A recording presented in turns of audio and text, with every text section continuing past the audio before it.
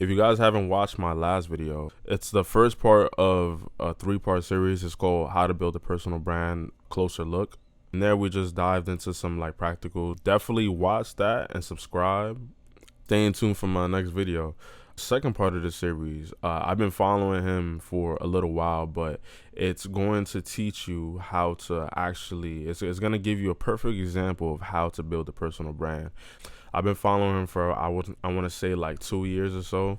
He's literally a perfect example of how to build a personal brand. He took what he was interested in, he took his lifestyle, and he productized. I don't even know if that's a word, but he productized literally everything that he's about, and he did it in such a great way. So stay in tune for that example. That's going to be the second part of the series. There's going to be 3 in there, so make sure you guys subscribe and turn your notifications on for that. So this video is why I would choose building a personal brand over organic outreach. So I've had a social media marketing agency. I don't even like calling it that anymore. I would say it's a company. I've had this company for a while, and there've been lots of up and downs, right? And I can attribute that to the way I've been obtaining my clients. So the way I was doing it was organic outreach. So whatever I'm saying, you just take it to account, because I've been there, done that, and if you don't know what a personal brand is, and you have no idea what I'm talking about, a personal brand, it's literally what the word is, right? Or the 2 words is personal brand. You have brands like Nike, you have brands like Chanel or Polo Ralph Lauren, right? They all built a promise, or they all built a promise or a look or a message around their brand, right? All that a personal brand is basically you. Or like, let's say if you want to build a personal brand, you are the brand. You are the brand. Your interests, what you do on a daily basis, what you wear, what you like that's all you. Your message. So you're the brand in a personal brand. I'm building that right now for myself,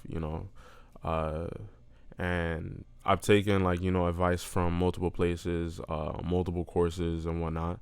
Believe me when I'm saying a personal brand is where to go over organic outreach.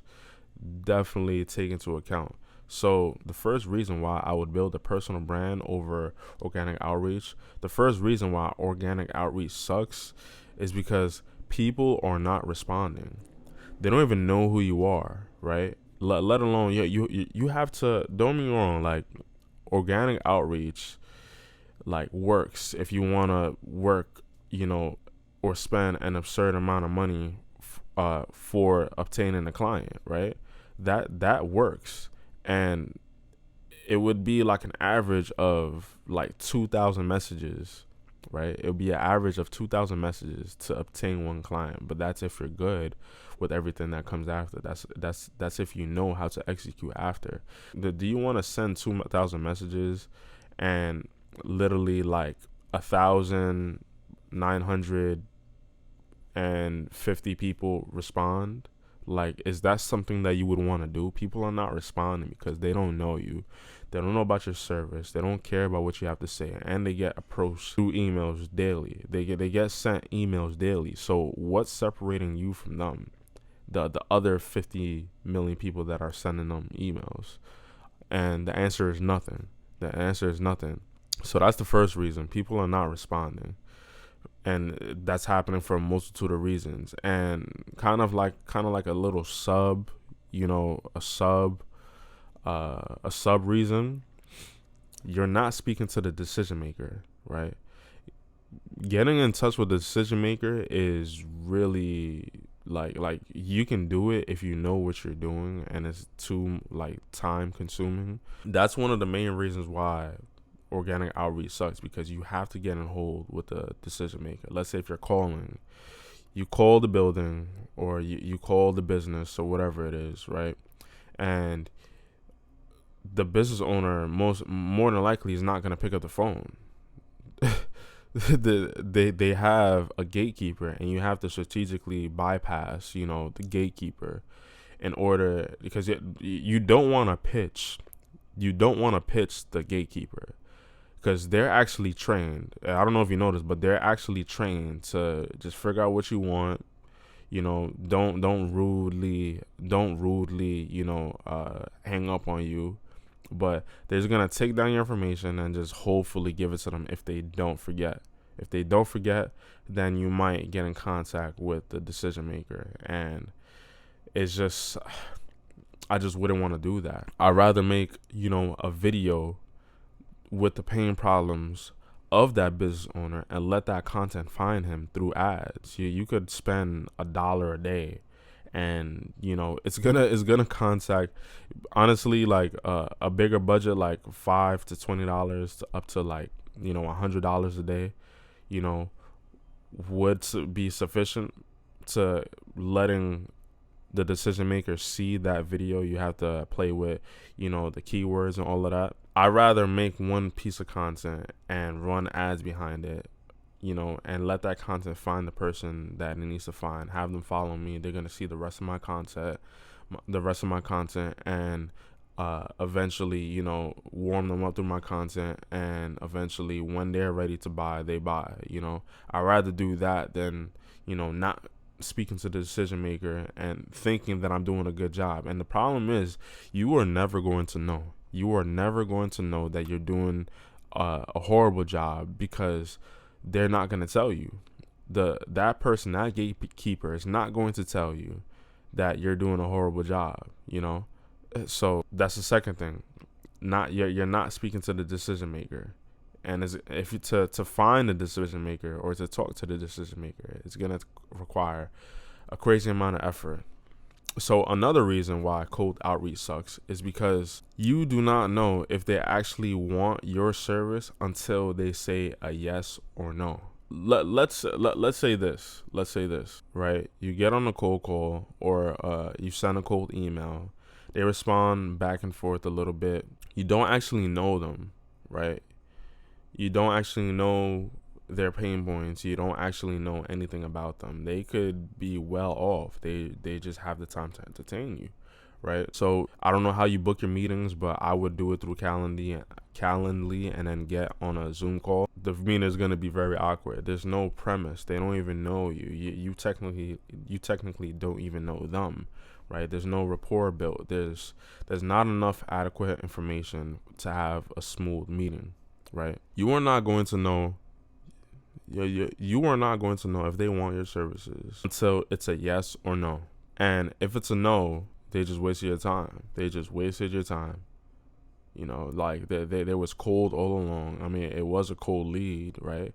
What I'd rather do is, like I said before, make a ton of videos addressing your perfect prospect, right? So if you address your perfect prospect, if you address your perfect prospect only, those people are going to be the only people that pay attention to you.